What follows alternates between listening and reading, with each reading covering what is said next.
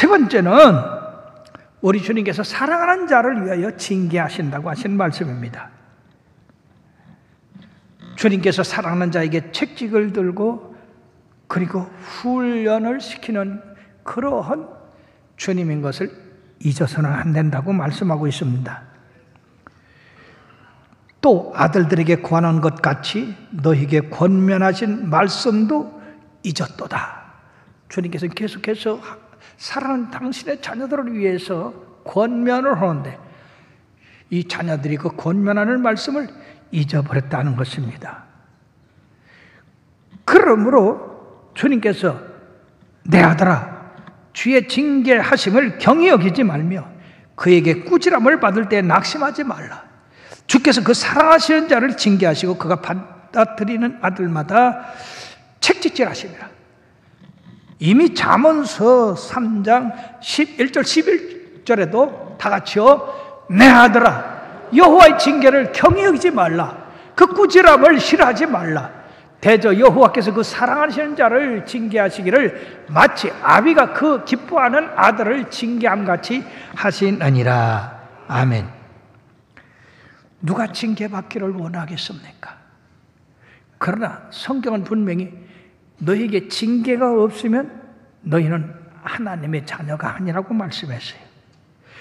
우리의 육신의 아버지도 사랑하는 자녀를 징계해서 공경받았거는 하물며 하늘에 계신 하나님께서 너희들을 더 복종하여 살게 하려고 징계하지 않겠느냐라고 말씀했습니다. 그러므로 징계의 목적은 첫째, 오직 하나님은 우리의 유익을 위해서 그의 기뻐하심으로 참여하게 하기 위해서 그렇다는 것입니다. 즉 영광의 보좌에 이르게 하기 위해서 주님께서 끊임없이 징계하신다고 하는 것입니다. 그러므로 무릇 징계가 당신은 즐거워 보지 않고 슬퍼 보이나 후에는 그로 말미암아 연단받는 자들은 의와 평강의 열매를 맺느니라. 아멘.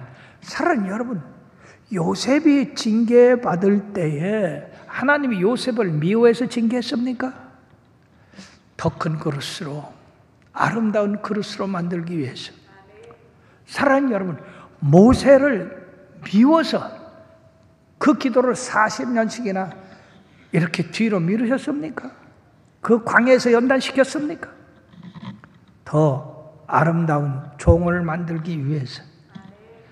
성군이라는 다윗도 하나님의 징계를 받아가지고 그렇게 7년 동안 광야를 헤맸고 그가 임금이 돼서도 끊임없는 징계가 일어서 그는 점점 주 안에서 아름다운 그릇으로 만들어져 갔습니다. 욥은 이러한 징계를 받을 때에 주께서 나의 가는 길을 아시나니 나를 단련하신 후에는 내가 정금같이 나으리라. 이처럼 믿음의 열조 가운데서 징계받지 아니하고 그 영광의 보좌에 앉은 사람은 한 사람도 없어. 그럼 하나님이 그들을 징계할 때 그들을 미워서 그랬습니까? 그들을 저주해서 그렇습니까? 그러므로 징계를 받을 때에 우리들이 그걸 주님이 나를 더 큰 그릇으로 사용하기 위해서, 더 아름답고 빛난 그릇으로 사용하기 위해서 나를 연단하신다고 여러분들이 생각해야 됩니다. 그래야 이깁니다. 그래야 승리합니다. 그래야 영광의 보좌에 앉습니다. 그러므로 시편 119편 72절 73절에 뭐라고 써요? 고난당하는 것이 내게 유익이라. 고난당하기 전에는 내가 그릇 행하였더니 이제는 하나님의 율례를 배우게 되었나이다. 주의 입의 법이 내게는 천천금보다 좋으니라. 아멘. 그러므로 이 징계의 의미는 훈육하다, 징벌하다, 교정하다, 훈련시키다, 그런 뜻이 있는데, 즉 인간이 얼마나 약합니까? 얼마나 허물이 많습니까? 그러므로 이 징계를 통해서 허물을 뉘우치도록 주의를 주고 나무라고, 또는 부당한 행위를 되풀이하지 못하도록 제재를 가하기 위해서 그렇게 하신 것입니다. 여러분들의 자녀들이 잘못된 길로 갈 때 여러분들 그냥 내비둡니까? 사랑하기 때문에 그렇게 하지 말라고 합니다. 그래도 계속하면 책찍을 듭니다. 책찍을 들어도 말을 안 하면 어떻게 해요? 그러므로 이 징계는 하나님의 사랑의 다른 면이다. 귀한 자식일수록 징계하라고 하는 이 말씀이 있습니다. 그럼으로써 징계를 받을 때 받은 그 교훈은 평생에 잊어버리질 않아요. 그러나 징계를 소홀히 여기고 그 징계를 하지 않으면 그 자녀는 나중에 참으로 잘못된 길을 걷게 되는 겁니다. 그래서 매 맞은 자식이 효도한다잖아요. 참 역설적인 얘기입니다. 미국 속담에도 오늘 바르게 교훈받고 단련받지 못한 어린이는 내일의 죄수가 될 수 있다라고 하는 그런 속담이 있습니다. 그리고 사랑하는 여러분들이요, 우리가 주의 징계를 받아들이고 그 말씀대로 따라하는 것은 나를 시련하여서 더 좋은 그릇으로 만들기 위한 하나님의 복된 길이라는 것을 알고 그 시련을 나를 괴롭게 하는 침입자다 그렇게 생각하지 말고 인생의 스승이 왔구나라고 받아들이고 따라하라 그 말입니다. 그러므로 내가 고난과 어려움을 당할 때 어떻게 반응하냐에 따라서 그 사람이 훌륭한 사람이 될 수도 있고 그리고 낙심돼서 인생에서 낙오자가 될 수도 있는데, 이 벤자민 프랭클이라고 하는 이 훌륭한 분은 고난이 올 때 사람들이 세 가지로 반응한다고 그래요. 첫째는 바로 독수리형이 있대요. 두 번째는 황소형이 있대요. 셋째는 풍선형이 있어요. 사랑하는 여러분들이 이 세 가지 어디에 속하는가 잘 한번 여러분들 자신을 갖다 놓고 보세요. 독수리형은 징계가 올 때 그 징계를 통해서 더 위로 올라간다는 얘기입니다. 바람을 타고 위로 올라간다는 얘기. 그런데 황소형은 어떤 형이냐? 징계를 하면 이 원수가 왔구나 하고 뿔로 들이받는데요, 거절하는 겁니다. 싸움을 합니다. 이런 사람에게는 바로 분쟁이 일어나고 전쟁이 일어나고 화목이 깨지고 그러는 겁니다. 그럼 풍선형은 뭐냐? 풍선형은 될 대로 되라 하고서는 이 고난이 오면 일로 가고 절로 가고 그렇게 하다가 뻥 하고 터지는 사람이래요. 자, 여러분들은 어떤 사람입니까? 크게 여러분들은 어떤 분들이에요? 가만히 있는 사람은 풍선형이요. 대답을 해야지. 여러분들은 어떤 형이에요? 그렇게 얘기를 해라도 가만히 있어. 우리는 독수리 형입니다. 올라가 독수리같이 은혜 하늘 뛰놀며 영광 보리라. 올라가 독수리같이. 그렇게 올라갈 때 우리가 주님의 나라에 임하게 될 줄로 믿습니다.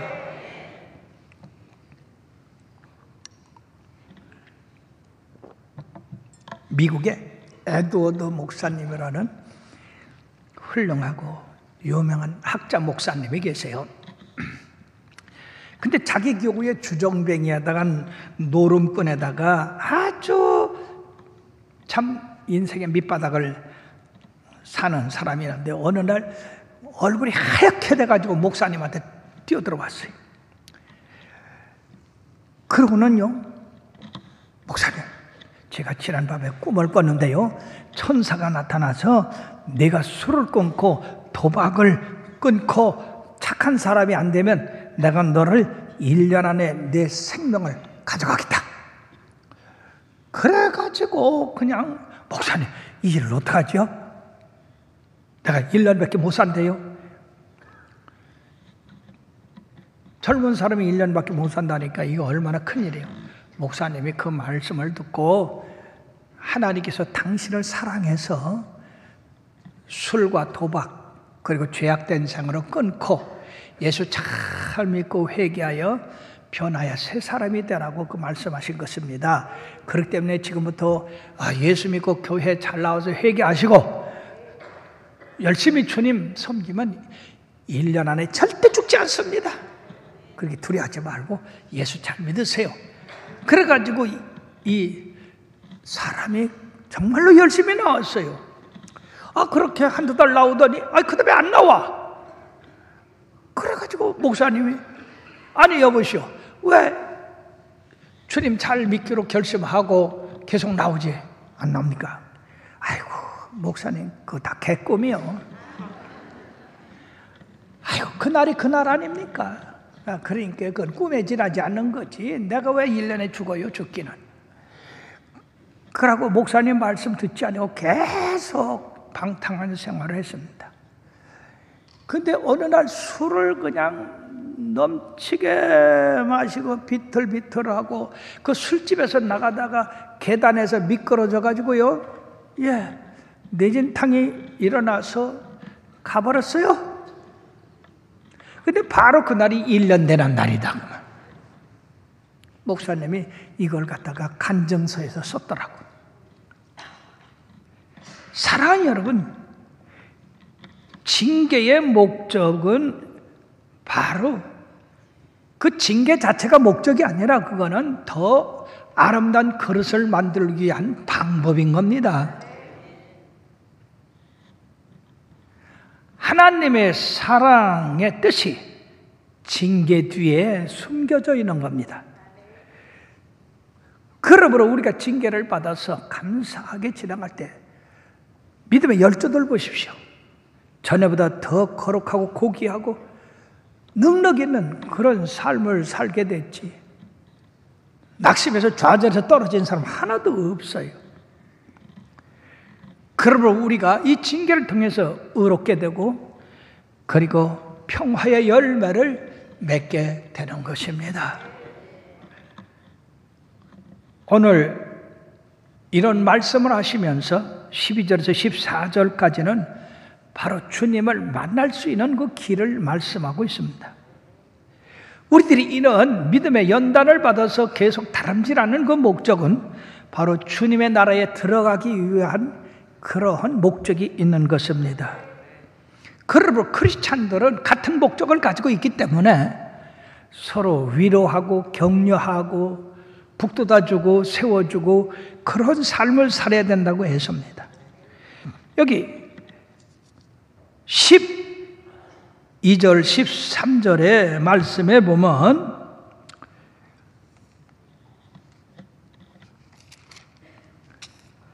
그러므로 피곤한 손과 연약한 무릎을 일으켜 세우고 너희 발을 위하여 곧은 길을 만들어 저는 다리로 하여금 너그러지지 않고 고침을 받게 하라고 했습니다. 이건 뭐냐면요, 성도들끼리 서로 연합해서 피곤한 손은 피곤하지 않도록 도와주고 연약한 무릎은 강하게 해주고 저는 다리는 온전하게 해서 모든 성도들이 이 공동체에서 나고자 되는 사람이 하나도 없고 다 주님을 뵐 수 있는 그 영광의 자리에 들어가도록 서로 합력하고 하나 되고 서로 연합하라 그 말씀이에요. 나 혼자만 들어가려고 하는 사람은 주님 뵙기가 참 어렵다는 얘기죠. 여러분, 우리가 마태복음을 읽으면서 놀라운 것을 발견합니다. 왜? 거기 보면 주여 주여 하는 자마다 다 하나님 나라에 들어갈 것이 아니라고 말씀했습니다.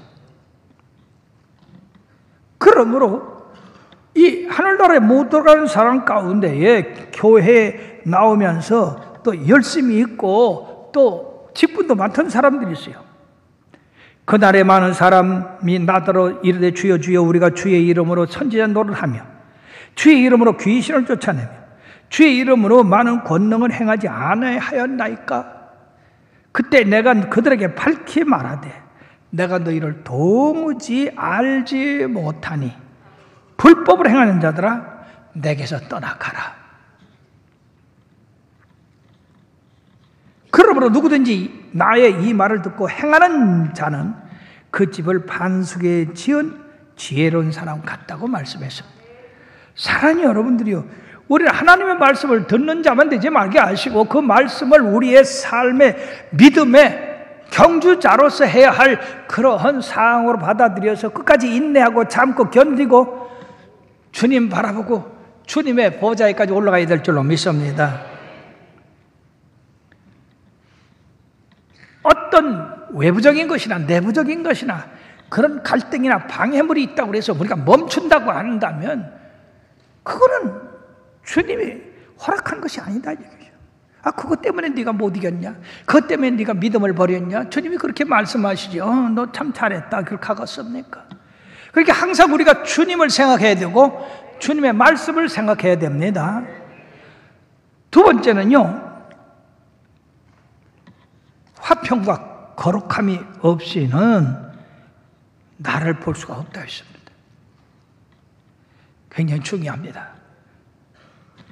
따라합시다. 모든 사람과 더불어 화평함과 거룩함을 따르라. 이것이 없이는 아무도 주를 보지 못하리라. 여러분 열심히 예수 믿고 주님 못 보면 이게 무슨 소용이 있습니까? 그런데 바로 주님을 볼 수 있는 사람은 화평함과 거룩함을 쫓는 사람을 했어요. 그 사람에게서 화평함이 일어나고 거룩함이 보여야 된다는 얘기예요. 이게 무슨 얘기냐 하면은요, 죄로 말미암아 나와 여러분 온 인류는 하나님과 단절되었습니다. 우리는 본질상 진노의 자녀였었어요. 그러나 하나님이 독생자 예수 그리스도를 우리의 대성물로 주셔서 그분을 십자가에 못 박아 돌아가시게 하심으로 누구든지 주의 이름을 부르면 구원 얻게 하셨어요.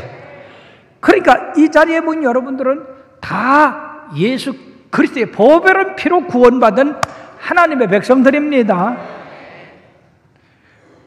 같은 하나님의 백성들이요, 주님의 피로 거듭난 사람들이요. 그런데 여기서 미워하고 분쟁하고 패를 가르고 하는 일은 주님께서 용납할 수가 없다고 합니다.